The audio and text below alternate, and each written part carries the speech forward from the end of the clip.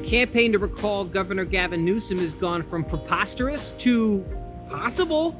And look who's leading in the polls to replace him. Larry Elder, the legendary right-wing talk radio host. He's that old school red pill for millions of listeners, including me. 790 KABC AM radio. I had a chance to talk to Larry a while back. He dropped some jewels.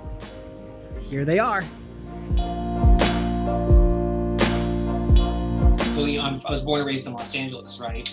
And so I'm hearing about crazy homeless people terrorizing Whole Foods shoppers in Santa Monica, right? Rolling blackouts and soot in the sky that's choking my 72-year-old mother when she walks outside to mow the lawn. Right. And I'm like, you and I have both been very critical of California politics for a while. This feels like the end times in California, right? It feels like a real failed state, but it's felt like that for a long time. I know. The state has a probably close to $1 trillion unfunded pension liability. I can't remember the number now. I want to say anywhere from 10 to 15,000 people who have retired from government jobs, whose pensions are averaging well over $100,000 a year, with a cost of living adjustment, plus health care.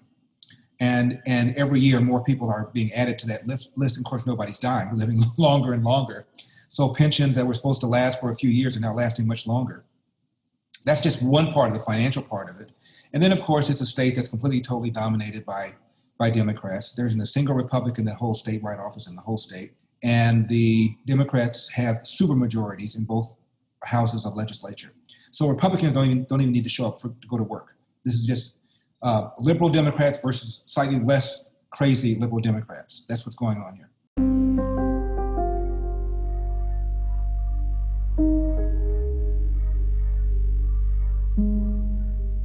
When I hear people talk about things like institutional racism, I always say, show me the data. Don't just whine. Don't just show me some television program. Show me the data. And they'll talk about how many unarmed blacks are killed. And I always say, well, how many unarmed whites are killed? Almost nobody knows. The answer is at least as many unarmed whites, if not more, every single year are killed by the police. Nobody cares because it does not advance the narrative. And forget about Larry Elder or Donald Trump. Barack Obama once said, a kid raised without a father is 5 times more likely to be poor and commit crime, 9 times more likely to drop out of school, 20 times more likely to end up in jail. It is the #1 problem in America. Well, speaking of which, so Obama gives that famous Father's Day speech. I think it's before he's even elected. Right. And it has been remarkable how much he shifted in tone on this, where you fast forward to just a couple months ago and he's doing big events with Steph Curry from the NBA. And now it's all like 1619 projects, institutional racism, legacy of slavery is what accounts for basically every racial disparity. What's your take on why that happened? Barack Obama is a phony. Barack Obama, the man, knows exactly what I told you. How does somebody like that come out of nowhere with the middle name Hussein from Hawaii, who's been in office as a senator for less than a year or so? How does he have the cashews to decide to take down Hillary and run for office? That's because Barack Obama thinks of himself as a world beater. It's the guy who goes to the finest prep school in Hawaii, then does 2 years at a very elite school in LA, Occidental, finishes up at an Ivy League school, Columbia, goes to Harvard where he's president of the Harvard Law Review, and then runs for Senate and gets elected, and then in a very short period of time decided to challenge Hillary. He has a massive, massive ego, like all of them have to. That's not a diss. And for him to think of himself as a victim would have been completely inconsistent with his audacious run for president. The political side of Obama realizes that the angrier blacks are about alleged systemic injustices, the more likely they are going to pull that lever in a monolithic way for the Democratic Party. So the politician Obama knows he needs to say this crap, but the real man Obama is telling his daughters something very different.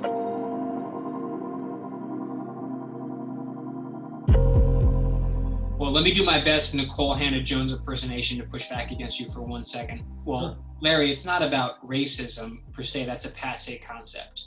It's about institutional and structural racism. It's about the hidden ghost in the machine that's out to terrorize black bodies.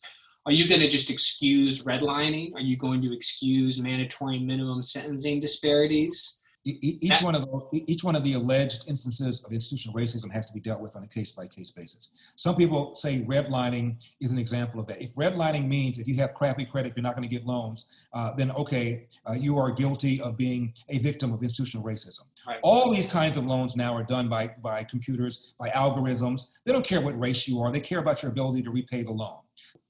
Even one of the black members of the Urban League, Hugh Carey, I think that was Hugh Price, years ago, made the argument that black people were victimized by institutional racism because of so-called redlining. And he was shown the average credit rating of the average black would-be borrower versus the average credit rating of the average white would-be borrower.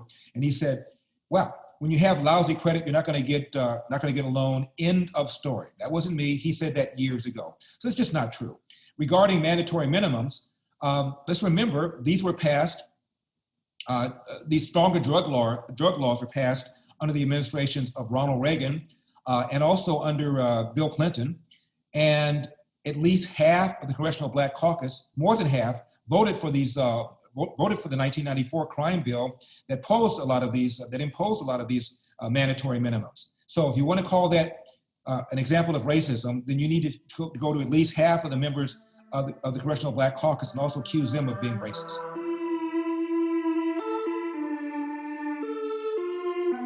I mean, in terms of elite media institutions, the people that kind of run the dominant narrative that America tells itself about itself, they've built up this whole edifice of woke orthodoxy.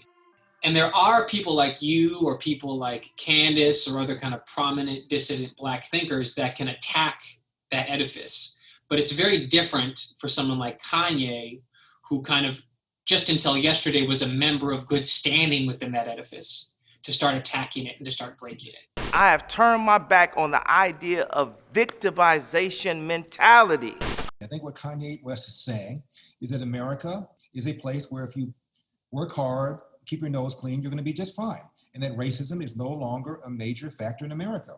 And when he talked about slavery being a choice, I think he meant that mentally. He meant that people who have this idea that somebody's going to hold you back are going to be held back, not by that person that you thought was going to hold you back, but by yourself, by the man in the mirror. You take away the narrative that the country remains institutionally racist, and the Democratic Party is the party that wears the white hat in that fight. Republican Party is the mustached twirlers who wear the black hat in the fight. You take away that narrative, and black people begin to say, why am I in the party of abortion? Why am I in the party of porous borders? Why am I in the party that does not want to give my kid an option out of a bad school? At that point, people are going to begin to rethink their allegiance to the Democratic Party, and that party is in deep, deep voodoo, and they know it. So they've got to come down on somebody like Kanye West real fast. My father was thrown out of the house when he was 13 years old by his irresponsible mother, never to return. Athens, Georgia, Jim Crow South at the beginning of the Great Depression. I defy you to find somebody who had a hand dealt like that. And my father picked himself up, did the best that he could, ultimately started running a small restaurant, retired comfortably, bought some property. And my father always told my brothers and me, hard work wins. And this is back then when things were clearly worse.